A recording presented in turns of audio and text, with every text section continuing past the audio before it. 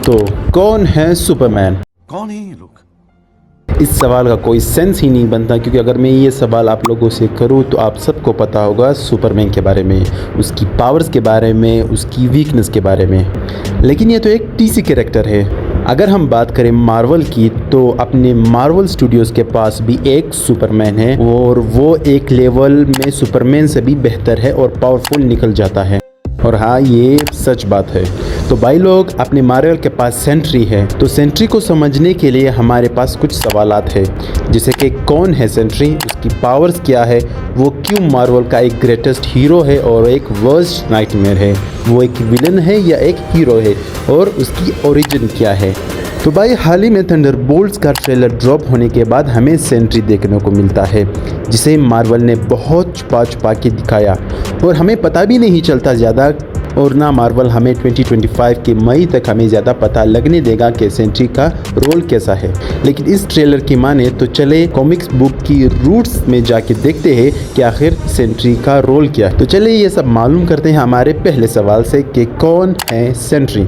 एक middle age mentally unstable super hero जिसका नाम बॉब रेनॉल्ड होता है, एके सेंट्री। वो एक कॉमन आदमी होता है जो एक दिन एक सीरम कंज्यूम करता है जिससे उसे मिलियन ऑफ एक्सप्लोडिंग सन्स की पावर मिलती है। अब इसी के साथ हमारा दूसरा सवाल आता है कि सेंट्री की पावर्स क्या है। तो भाई, अगर सेंट्री की पावर्स के बारे में हम बात करें तो सेंट्री की पावर उसे एक सीरम कंज्यूम करने के बाद मिली, और ये सीरम वर्ल्ड वॉर 2 के बाद काफ़ी फार्मूला डेवलप करने के बाद बनाया और डेवलप किया ताकि ये फार्मूला सुपर सोल्जर सीरम को रिप्लेस कर सके। सीरम ने बॉब के मॉलिक्यूल्स को एक्सेलरेट करवा दिया इन इंस्टेंट फॉरवर्ड इन टाइम, जिससे उसे मिलियंस ऑफ एक्सप्लोडिंग सन की पावर्स मिली। अब इसका क्या मतलब है? इसका मतलब है कि सेंट्री बहुत ही स्ट्रॉन्ग हीरो है लिमिटलेस पावर के साथ। वो हवा में फ्लाई भी कर सकता है, बहुत ही तेज स्पीड से मूव कर सकता है, उसके पास इन्हांस्ड सेंसेस है, वो इवन टेलीपोर्ट भी हो सकता है,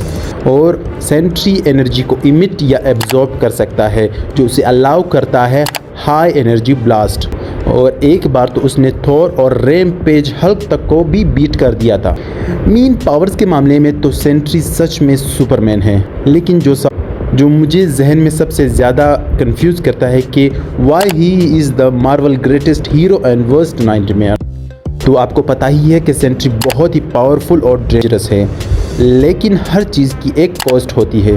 उस सीरम को कंज्यूम करने के बाद उसे पावर्स तो मिली, लेकिन उसी के साथ साथ सेंट्री का एक डार्क पर्सनालिटी भी आ गई जिसका नाम वॉइड होता है। अब भाई सवाल आता है, वॉइड कौन है? तो वॉइड एक शेप शिफ्टिंग डीमन एंटिटी है जो बॉब ही की एक पर्सनालिटी है। वॉइड इतना पावरफुल है कि वो ऑलमोस्ट हर चीज़ कर सकता है, माइंड मैनिपुलेशन से लेकर वेदर चेंजिंग तक। एक बार तो पूरी की पूरी एक्समैन, एवेंजर, फैंटास्टिक फोर के पसीने ही छूट गए वॉइड का सामना करते हुए, और उसके बाद भी जब उन्होंने उसे सन में फेंक दिया तो वो भी सिर्फ एक टेम्पररी ही सोल्यूशन था। का मतलब सेंट्री तो पावरफुल है ही, लेकिन इसी के साथ वॉइड उससे भी ज़्यादा पावरफुल है। जो भी अच्छा काम सेंट्री करता है, वॉइड उसका उलट करता है। मीन दुनिया को नुकसान पहुँचाना, सेंट्री से लड़ना और उससे जीत जाना। अब अगर ये ऐसी ही बात है तो हमें ये समझने में मुश्किल हो जाती है कि सेंट्री एक हीरो है या एक विलन है।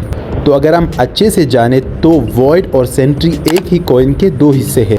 बॉब कोई भी अच्छा काम करे या दुनिया को बचाए तो वॉइड उसी का उल्टा करता है, उसे बर्बाद करता है और बॉब से जीतना चाहता है। इसका मतलब ये है कि सेंट्री तो एक हीरो है, लेकिन उसी का सबसे बड़ा दुश्मन वो खुद है, मीन वॉइड है।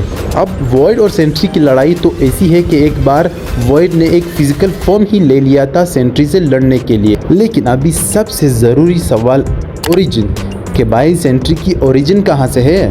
तो भाई सेंट्री सबसे पहले क्रिएट किया था पाउल जेंकिन और जाई ली ने। प्रोनाउंसिएशन ऊपर नीचे हो जाए तो समझ जाना है। उन्होंने सेंट्री मिनी सीरीज़ लिखी थी, कॉमिक बुक लिखी थी 2000 में। ये सीरीज़ अपने मेन कैरेक्टर को इंट्रोड्यूस करता है जो कि एक मिडिल एज ओवरवेट मैरिड बंदा होता है जो कि अपने पास्ट को भूल चुका होता है। बॉब भूल चुका होता है कि वो एक सुपर हीरो था जिसे गोल्डन गार्डियन ऑफ गुड कहा जाता था। तो उस सीरीज़ में बॉब किसी तरह अपनी मेमोरीज रीगेन कर लेता है और उसे एक बार फिर पता चलता है कि वो एक सेंट्री था, वो एक गोल्डन गार्डियन ऑफ गुड था और वो एक बार फिर से सेंट्री बन जाता है।